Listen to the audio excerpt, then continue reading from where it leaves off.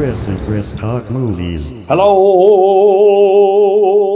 and welcome back to the podcast. My name is Chris Ferry, and of course, this is my co-host. My name is Chris Huddleston. And today, we are very excited to talk to you about Tim Burton's sequel to his Batman movie, Batman Returns.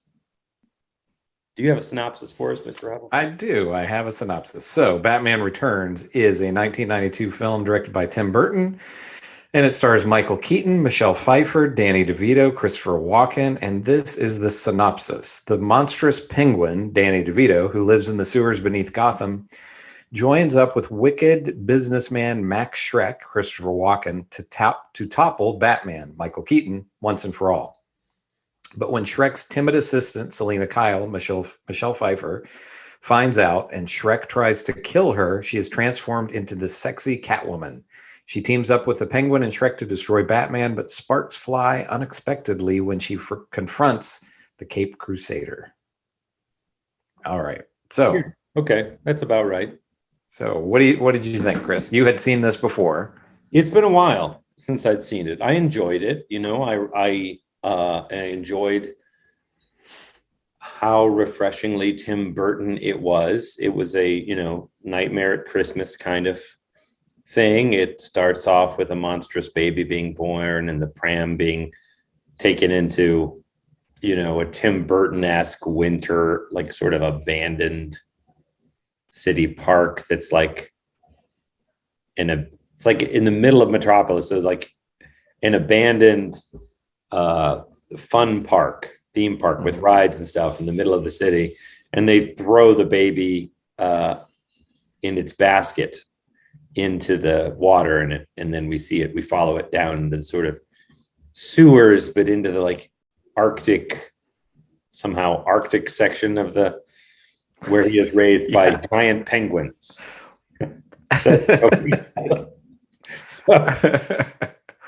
So, but it's very Tim Burton, and you go with it. You're like, oh, okay, this is what we're doing. It was interesting rewatching this after several other iterations of Batman, because of course Tim Burton was the first to bring, hardly the first to bring Batman to the screen, but was sort of the first in the 80s of our primacy as kids, like taking in this as a property. And I remember loving the first one with Jack Nicholson. And I think I haven't watched that one in a while either. The tone of this one was darker than I remembered. The penguin, Danny DeVito's penguin, is really gross. Like he's a really lecherous scum of a character. And Michelle Pfeiffer kind of steals the movie. I mean, Batman's almost a tertiary character in it, really. Mm-hmm. But it clips right along. I mean, it's a good watch. It didn't age as well as, I don't think it is as good a movie as his first one was. But I don't know. What did you think? So some of my thoughts are similar to yours. So the 89 Batman, thinking back to that, and people who weren't around then, it's almost hard to explain this.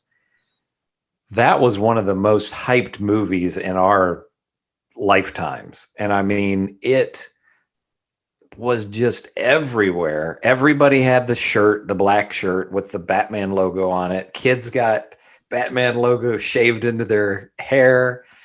And it was just everywhere. And I loved that first movie, as you said. And then Nicholson was a great Joker. Nicholson was a great Joker. And at the time, so seeing Batman Returns back then in the theater, I was really disappointed, and I disliked it a lot. I was kind of angry. And in hindsight, I don't know exactly what the reasons were that I don't like it. I think some of it was it was almost, you had too much going on with all the different villains. And like you said, Batman is kind of a tertiary character.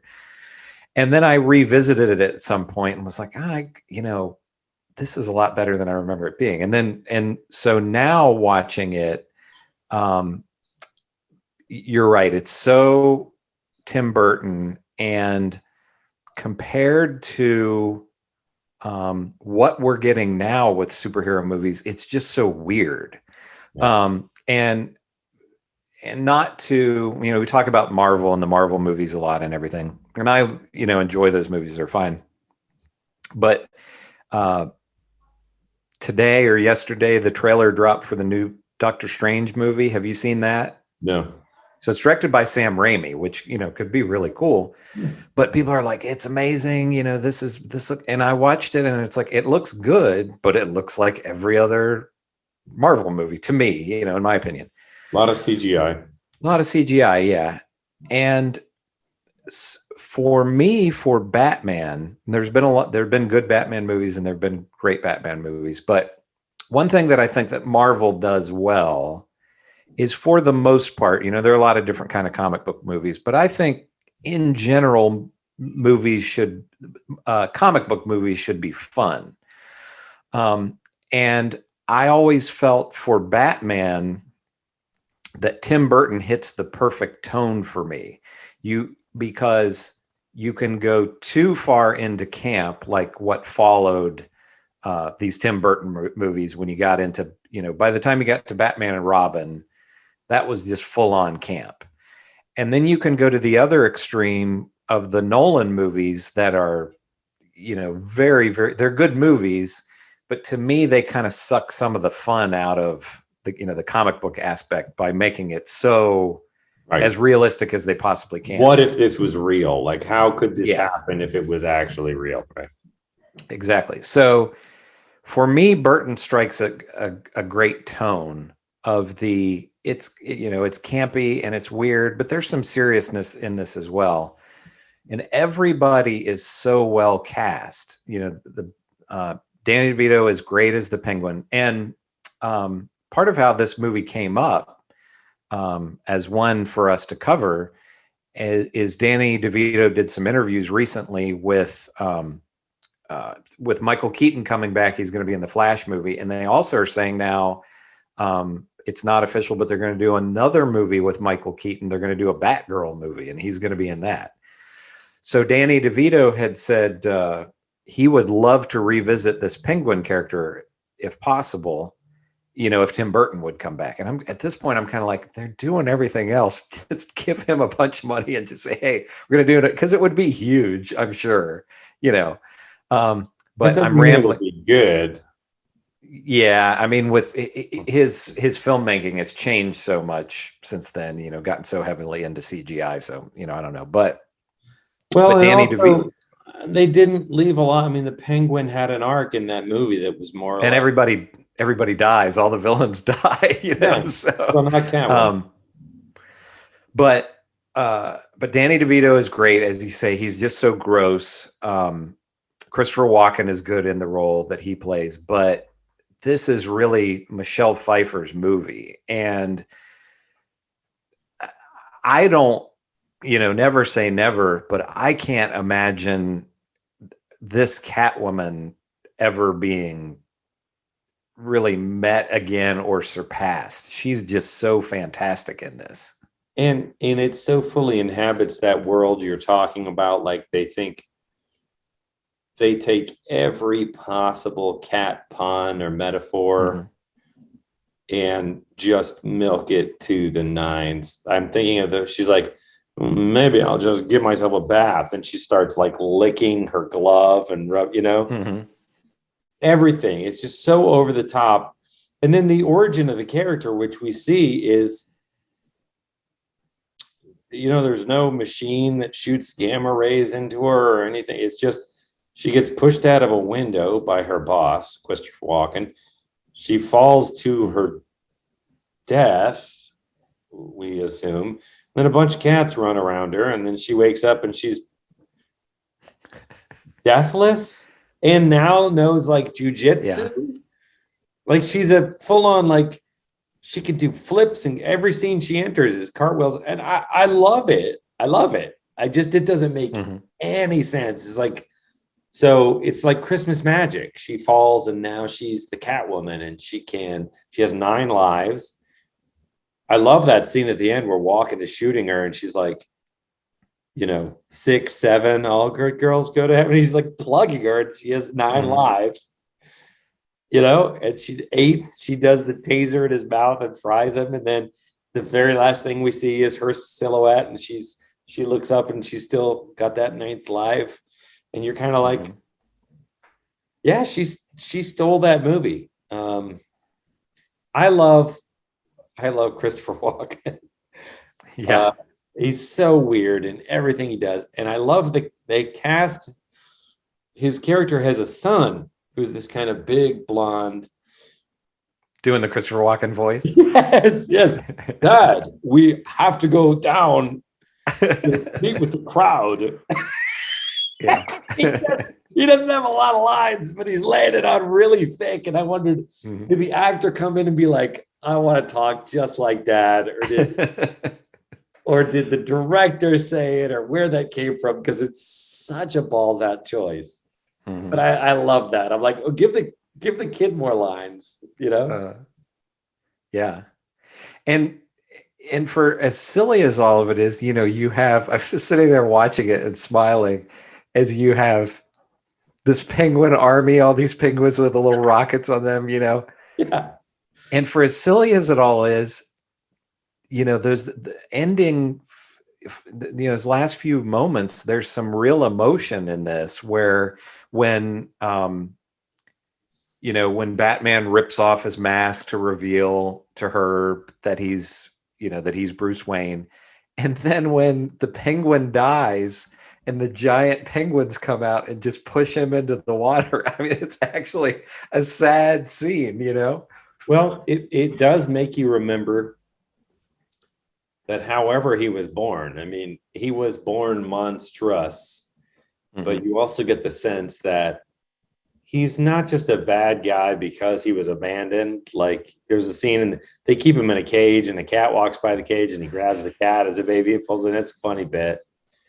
And let me stop you just for 1 second. Did you recognize who the father was? The rich father? Yeah, of course. Paul Rubens, Pee Wee Herman, which I thought was great. And this was, I remember vaguely this being somewhat a little bit of a scandal because I think this is one of the very first roles he got after the thing where he was found in that, we got arrested in that porn theater. Right. And it was kind of like nobody would give him a job. And isn't that funny in retrospect, how quaint that seems after Bill Cosby? Oh, yeah. And Harvey Weinstein. I mean, and even Louis C.K., which I'm not making light of, but I mean, these are criminal activities, right? And that destroyed his career. He was and now if you did the same, it probably would, if that were today, probably enhance his career. It'd be like, oh, Pee Wee Herman, was caught in it. It's like, and again, for the record, I am not saying that these things are all, this is great. Why are we? I'm just saying in retrospect, that destroyed the career of a guy who does what the cliche is that men go into these theaters in their overcoats and masturbate. That is the joke. And some cop caught him doing that. And it completely destroyed his career. And you had the CNN guy just, a couple of months ago or whatever, who was masturbating on a Zoom call. Oh, yeah. And got, temporarily was embarrassed and then is back on the air with CNN. So it's like, yeah, it's a shame that I mean, he regained his career eventually, but yeah, it was a shame not to get derailed, but that Pee Wee Herman lost his career for a while. Like you say, now it just like no one would care, Well, the movie is full of fun stuff. The movie is full of like early 90s. Just to continue on the vibe of the sex thing, a lot of the stuff that Danny DeVito is, the penguin is a lech. And yes, a Quasimodo figure, but a real lech in a way that only I think like Danny DeVito can really, It's so gross. And at the time, I didn't think anything of it. I mean, at the time, I thought, okay, he's a womanizer. But that's what, of course, he's the mayor. That's what all powerful people are like. And now in 2021, watching it, I was like, oh, this is disgusting. This is untenable. This is how dare you, misogynist. So it didn't stand up in that regard for me. It took some of the pleasure of it away from me because they were played as jokes, but I thought it made the character. I mean, he's a villain. You're not supposed to care about him. But at the end, I think you are supposed to feel like ultimately he was an orphan abandoned by his parents. Yeah. You're supposed to view him as somewhat of a tragic. Yeah. I watched the Penguin. The prevalent feeling I had watching it this time, watching the Penguin, was just disgust. He's just this disgusting. I like the prosthetics and stuff. I like the makeup they did on him a lot. That looked really good. Everything with these two Batman films, like I say, there are things that, they're probably going to be making Batman movies long after we're gone. But there are certain things that Tim Burton touched on. The suit now, the Batman suit, is really clunky. He can't move very well in it. So the fight scenes, he can't move at all. That cowl is one piece of rubber.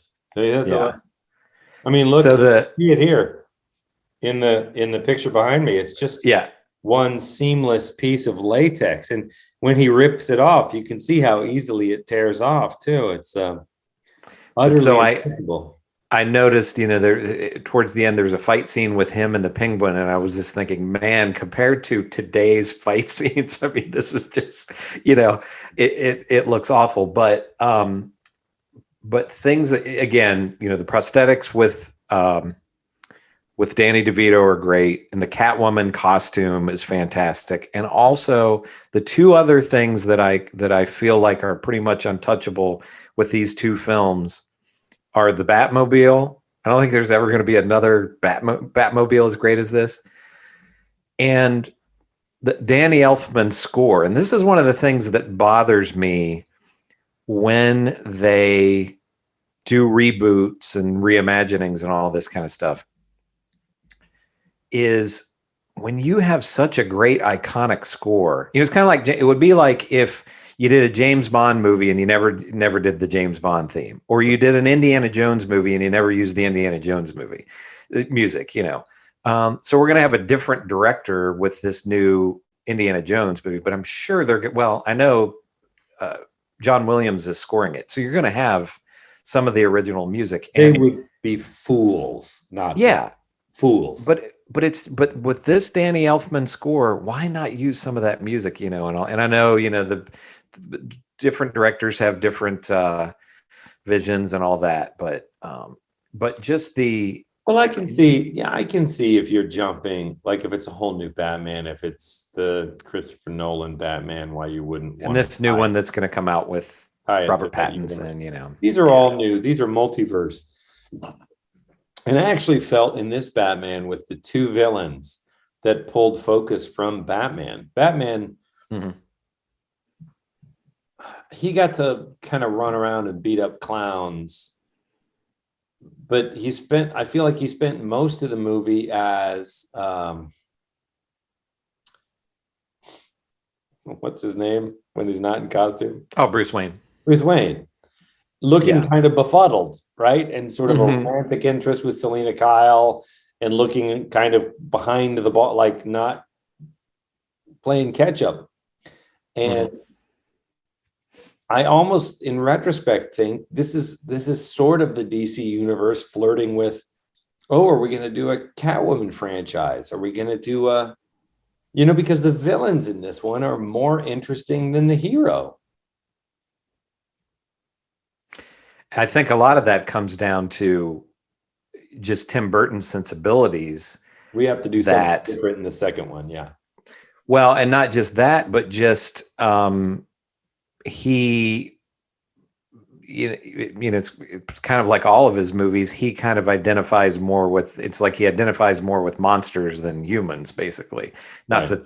that these people are not humans, but I don't think he probably cares all that much about Batman. But he loves the Penguin and Well, he Catwoman, did. and He did in the first movie when because both Batman and the Joker, they were sort of yin and yang. I mean, they were right. sort of equal freaks. And the fun of it was the Joker was the boisterous, colorful one, but he was ultimately the evil one. And Batman was the dark, cloaked in black, brooding one in the shadows. But the twist on him was that he was the good guy.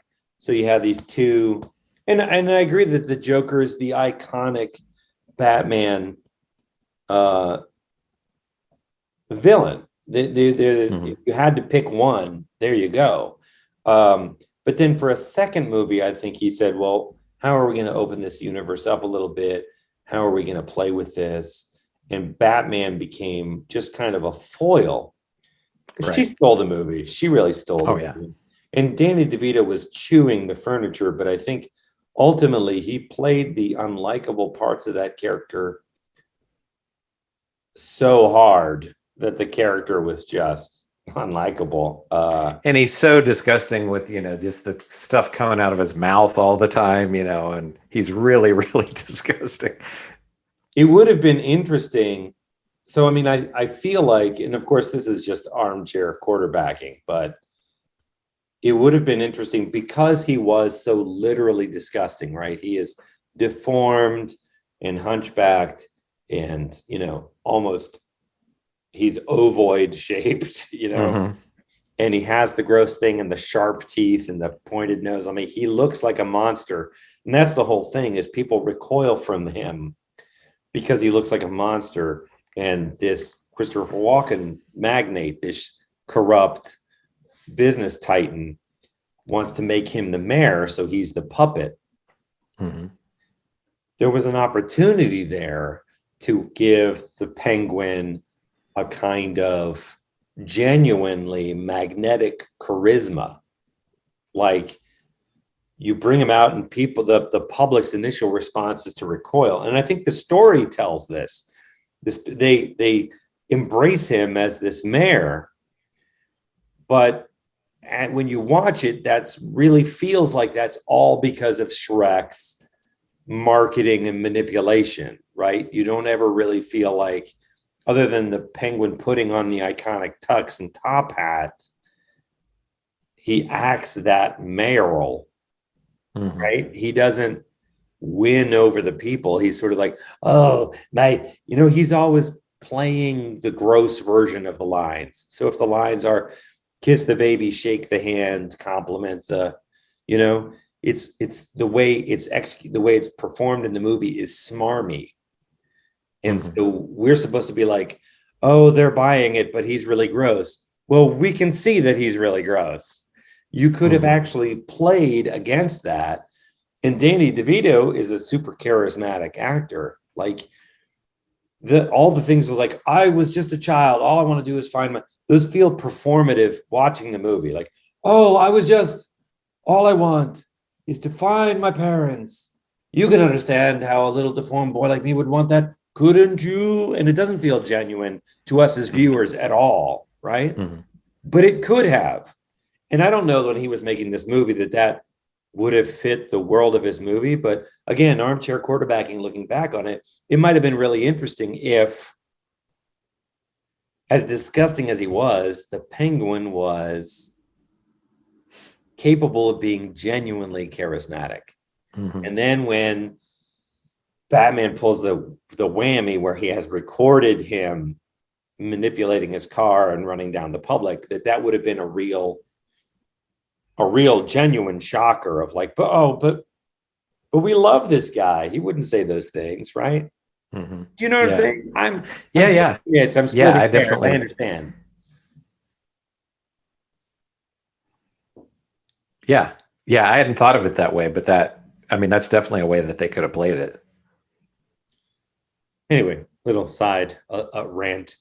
Yeah. It's one of the things that popped into my head that really made me laugh is there's a part where when he's trying to get all the children and the little monkey comes in and hands him the note from Batman, and it's like a Batman letterhead. It has the Batman logo at the top of it. I thought that was just a little funny thing that stuck out to me. Yeah. But it's interesting because the first one, as we said, was such a massive hit, and this one made a little over about half what the first one did. And the plan, this was going to be a trilogy initially, and some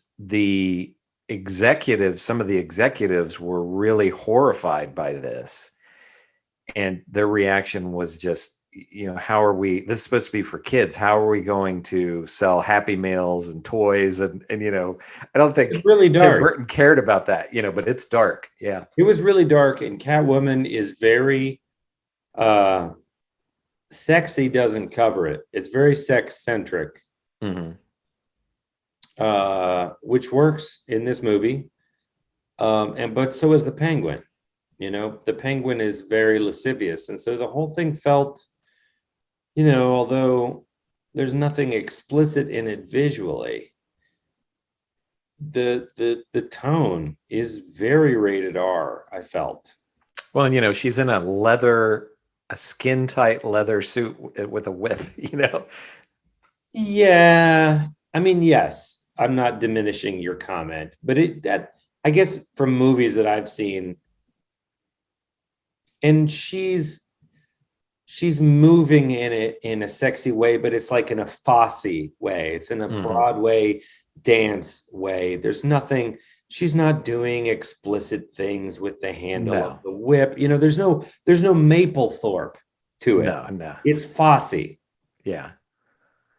It's definitely sexy though. But I mean, for little kids like Batman, you can imagine parents being like, yeah. I mean, it's well, and we had, almost 10 years earlier, we had Princess Leia in the bikini, yeah, which was equally, along the same lines in a kid's I remember movie. as a kid seeing that and being like, yeah, exactly. Everybody did. A lot did. of skin. yeah, I think that was everybody's reaction. But one of the things I love about her character design is that they show her making that out of like a black shiny leather or pleather plastic raincoat. Yeah. And as the show goes on, the stitches start kind of coming apart. It's very Corpse Bride. It's very Tim Burton. It's very it's all his sensibilities, starting to come unstitched. And by the end, she's got tufts of hair sticking out, and it's all, it's all the toy coming unstuffed. Mm-hmm. And I just thought, wow, that's so effective. It really is some of my favorite. Live action for Tim Burton is tricky, right? Because it's either at one end of the spectrum, it's well, you got Beetlejuice, right? You've got Beetlejuice, which is mostly practical, or it feels mostly practical, with Beetlejuice's makeup, and it's all his performances, like and they do things like the head spins and he turns and you see the things pop out, but those are practical, and it's a lot about suggesting that without CGIing that. And then you have later on, when he does Alice in Wonderland and the Alice in Wonderland sequels, and you've got Johnny Depp being the Mad Hatter, and they win, and he does his Mad Hatter dance, and it's all just this crazy CGI, thing, the way a body couldn't move. And I don't want to go on another rant about practical effects, but it hops the rails at some point. You stop caring and you think, oh, that's a mildly interesting spectacle. Well, I'll speak first person. I stopped caring, right? Like, I want to see Johnny Depp in a crazy costume. Pirates of the Caribbean, the first one, right? That Captain Jack Sparrow or whatever, that performance was some of Johnny Depp's best stuff. Like, it's crazy. It's insane. And that's what makes that movie so great. And that's what really, that's kind of, I mean, that and the money it made, greenlit all of those crazy sequels. They were trying to recatch lightning in a bottle with that Captain Jack Sparrow character. As the Mad Hatter, they made his eyes bigger. It's not about his performance, it's about his look, right? So, I mean, I think if you'd have made the practical effects would have made Johnny Depp act, to put it bluntly. Yeah. And if they'd have said, okay, now you've got to do this crazy dance, and he had to work with a choreographer to come up with some impossible looking dance that maybe there's one point where they CGI his head going 360 once as a kind of like, you're like, I can't believe he's doing that dance. And there's one thing you're like, well, that's impossible. Right. But it wasn't. It was just like, I'm a moving whirligig and none of this is real and nothing is. I'm kind of like, okay, well, I guess I'm out. Why am I caring about this when it's all just fake? Do you know what I'm saying? Absolutely. They did the same thing with Willy Wonka. Yeah, they did. That was Tim Burton. And it was, basically for me,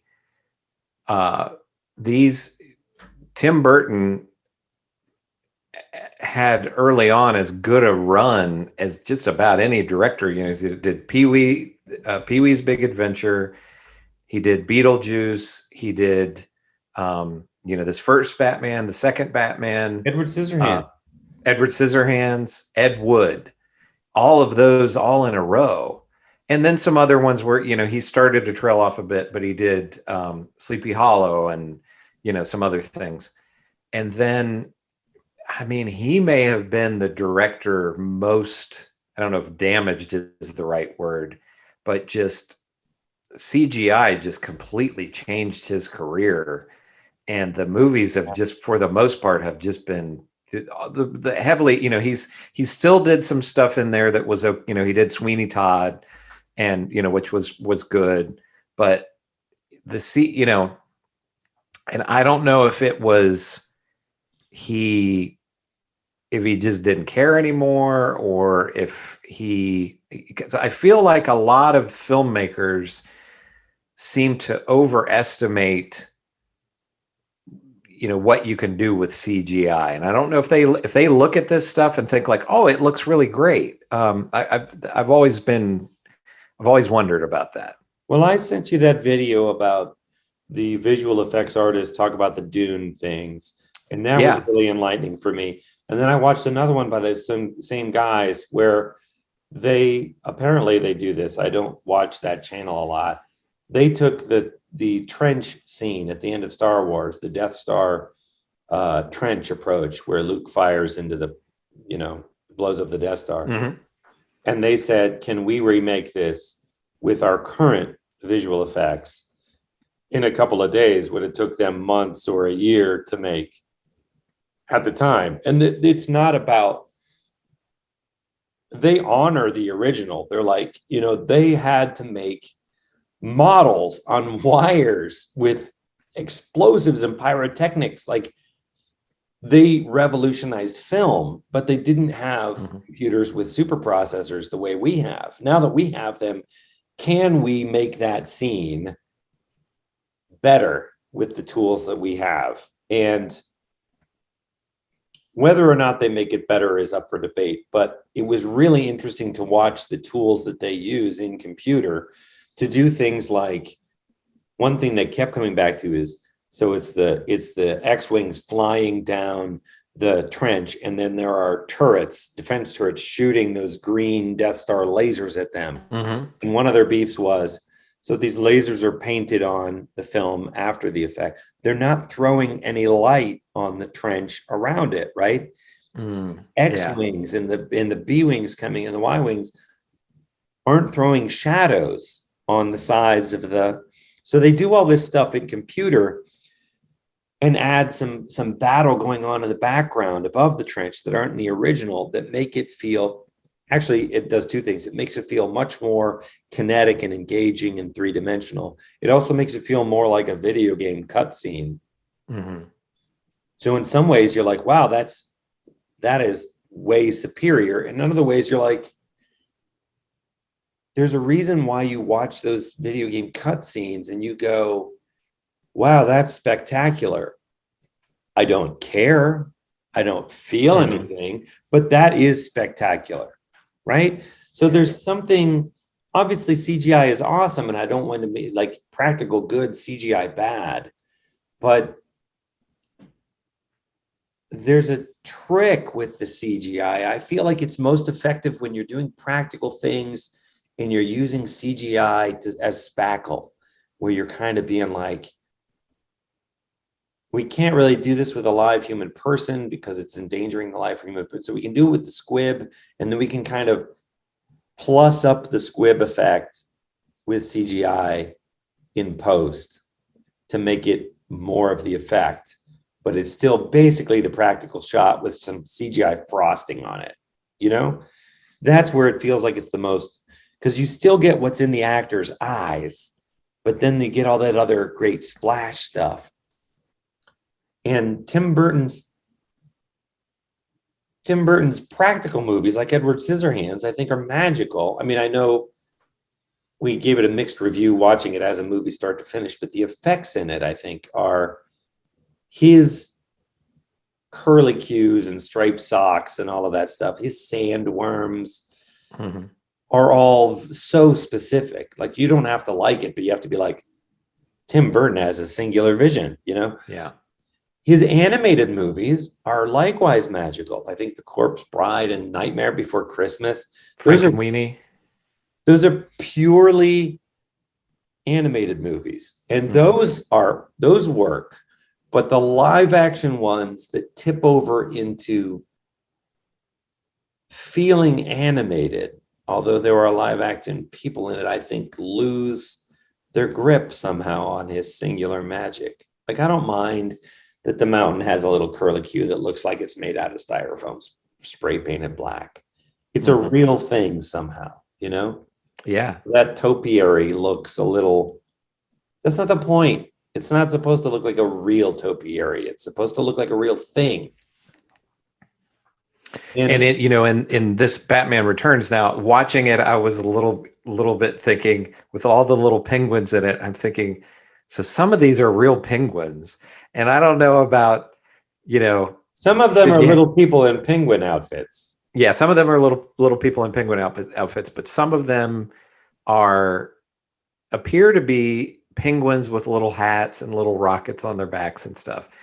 And, you know, I'm kind of thinking, like, I don't know about, you know, this is what, like 30 years ago. So I'm sure some of the animal, you know, working with animal things have probably, not like they were abusing the penguins, but you can't strap a rocket to a penguin nowadays.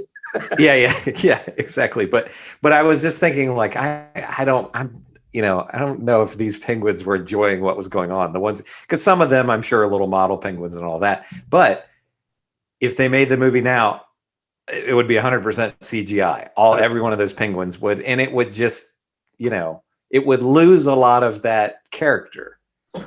100%, because I think it's actually cheaper now. CGI is actually cheaper now in many ways than practical stuff. And that was not true for a long time. A CGI sequence was, well, okay, I don't know what I'm talking about. So to be fair, I don't know what I'm talking about. But I think that in some cases, if these Star Wars kids can come and remake the trench scene in a couple of days and it looks better, then they're not going to build models. So there's an example right there. It's like, no, we'll just get the kids to do it. The kids will do it and it'll look dope and other kids will love it. And you're like, yeah, but there's something is lost. Something is lost. I don't know that I feel confident enough to say precisely what it is. I just know that I don't care as much. I can be like, wow, that looks spectacular, but I just don't feel it as much. Yeah, I feel exactly the same way. And, you know, when you talk about having the practical effects and enhancing them with CGI. I think early on, who did this as well as anybody was Spielberg. When you go, I brought up Jurassic Park many times on this show, but you go back to the first Jurassic Park, and there's so much of that movie. You even watch it now, and you can't tell which is, some of it's practical and some of it is CGI. And then you fast forward to, did you see Ready Player One? Yep. So, and I get it that it's in a video game, It's world. Yeah. But you watch it and you're just, and the movie's not bad. And I read the book, which I really enjoyed, but you just have these giant battles with all these different characters. And it's like, oh yeah, it's cool. There's this, but it just feels soulless, And somehow if it had been cell drawn animation, that wouldn't have been the case. You know what I mean? Yeah. It's not just animation. Mm-hmm.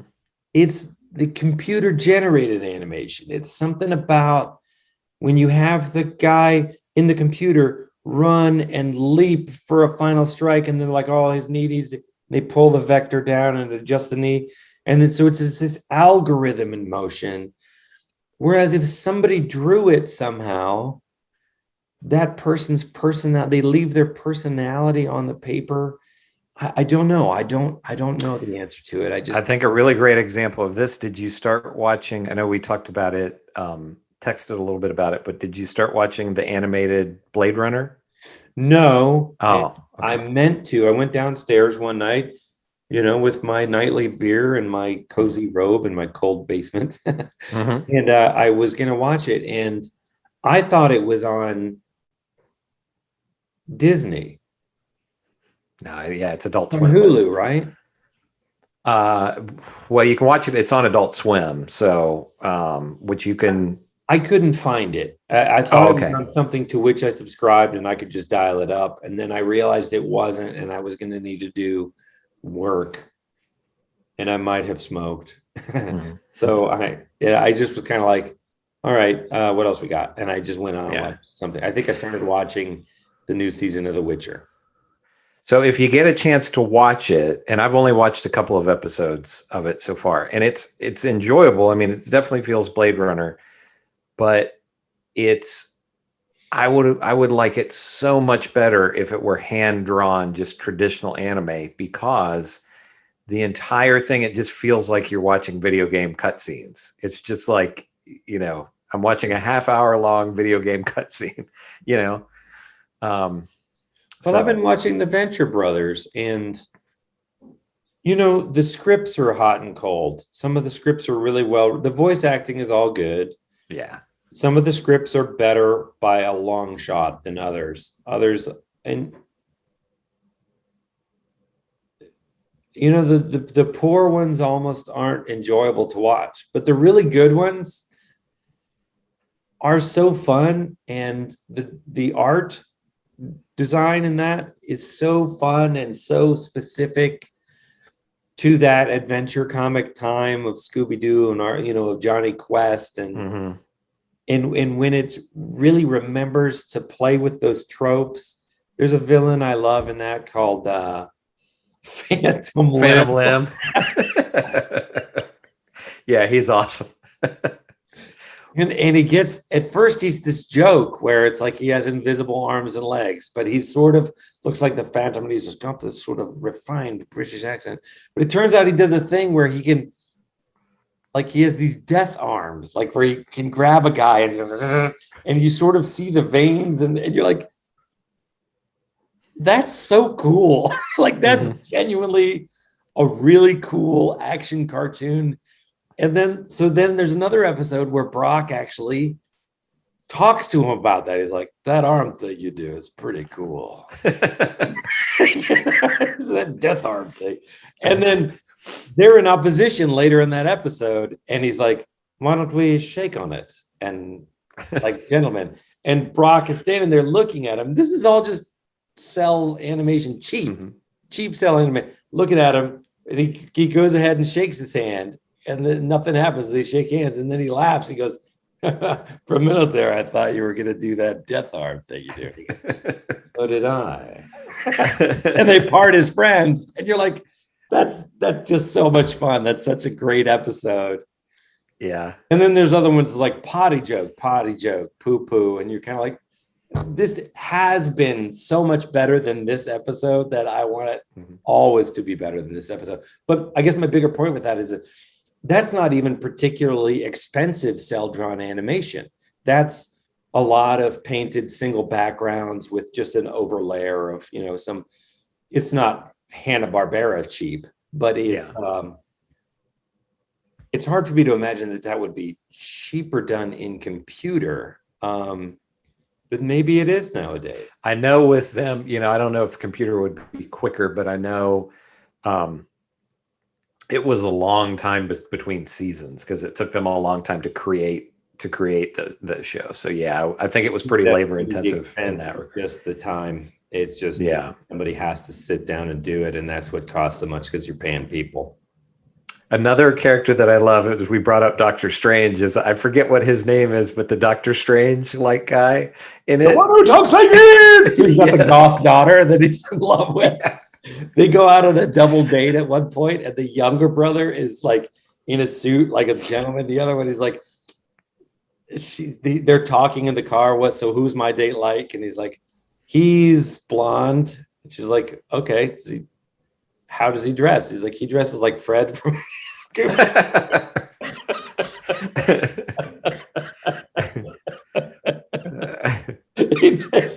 He's literally Fred from Scooby-Doo. He's got the neck kerchief. You have the Blade guy. He's really awesome. He only kills black vampires. Yeah. We've digressed massively, but it's a great show. And Dr. Girlfriend is one of my favorites. Oh yeah. What an awesome I just love that. You feel like that was a one-off 2-bit joke from the very first time you see the monarch. He's got his right hand man is a woman, his doctor girlfriend, and whoever did the voice just pulled out that New York accent with it. And they thought that's hilarious. And then they realized, oh, this character has somewhere to go. And Dr. Girlfriend becomes this really interesting character in the through line of the thing, leaves him and is out on her own. And she shows up as a kind of one-off joke in some episodes, but they're always bringing Dr. Girlfriend back in. Mm-hmm. Yeah. Anyway, Batman. It's a great show. Batman was interesting. So would you recommend it or not? Yeah, I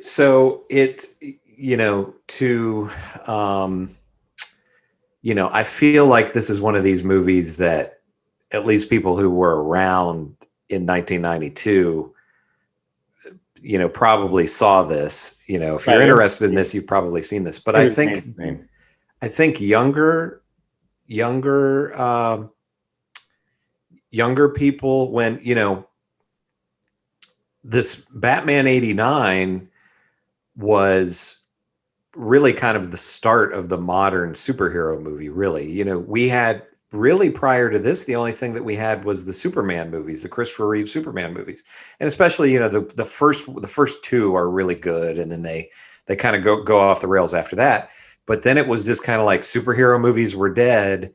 And then, these Tim Burton Batman movies came along, and then that kind of started sort of the whole thing where, not to sound like your grandpa or whatever, but it's like back in our day, we didn't have a new superhero movie coming out every week like, we do today. So I think if you want to see, and again, not to put down the Marvel movies because they're really well made and they're entertaining and all that, but I don't know if you're ever going to see a superhero movie like this again. That's just this weird.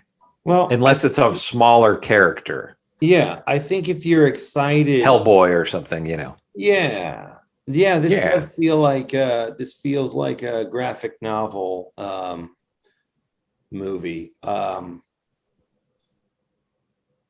think if you're excited about the upcoming Robert Pattinson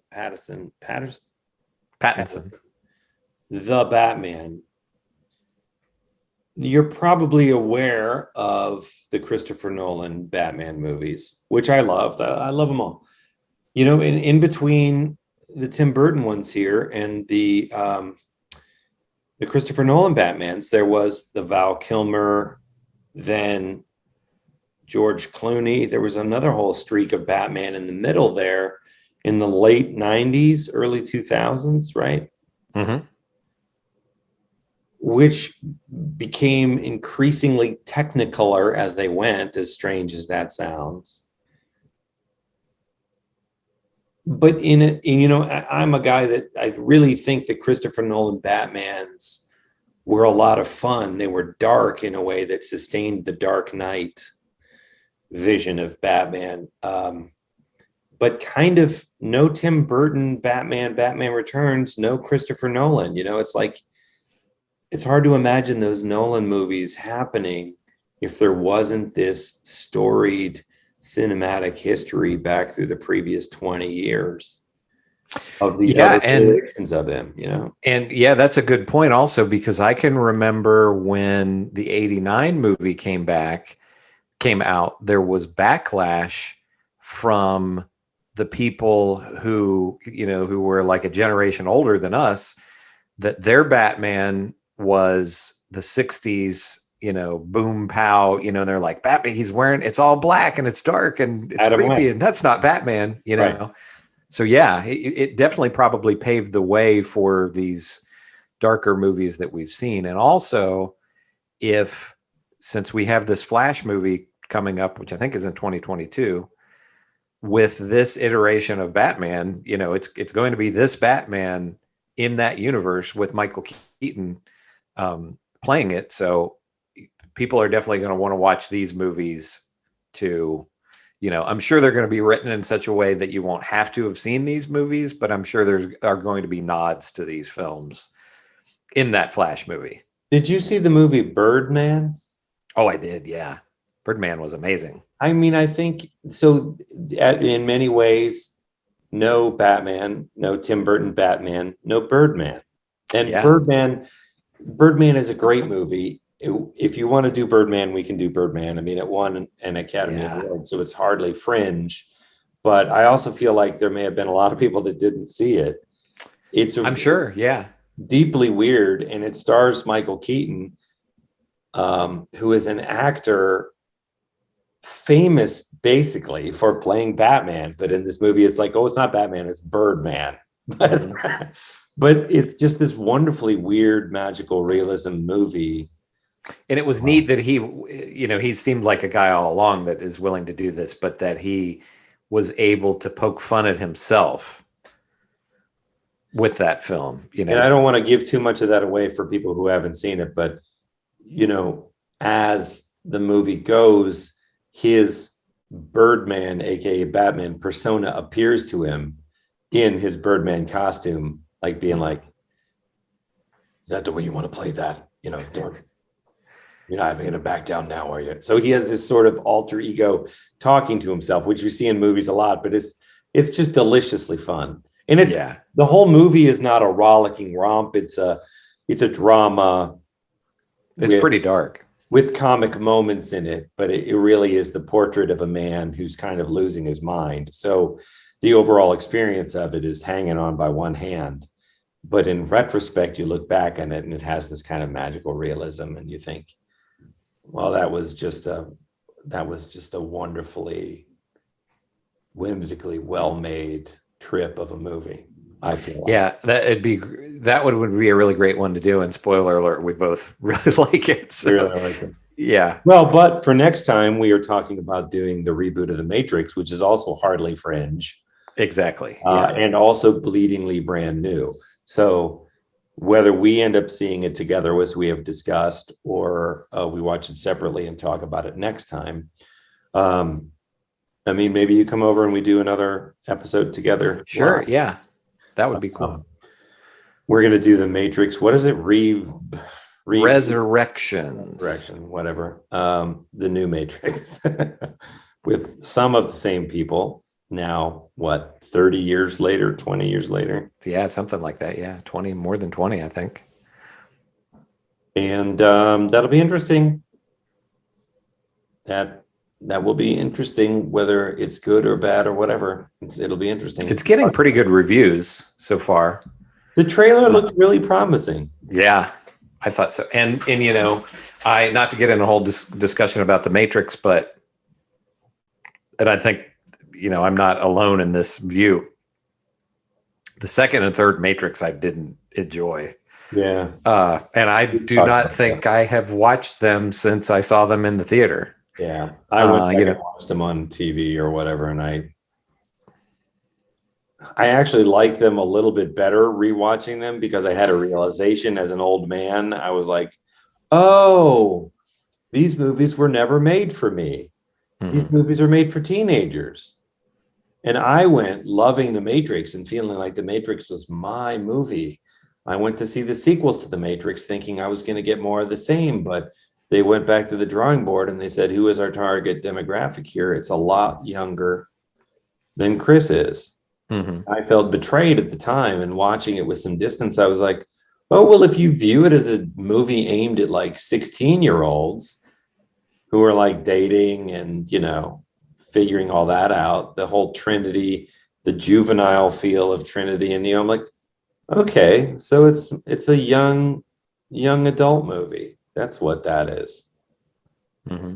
That's not what I wanted it to be, because I didn't feel like that's what the initial Matrix was.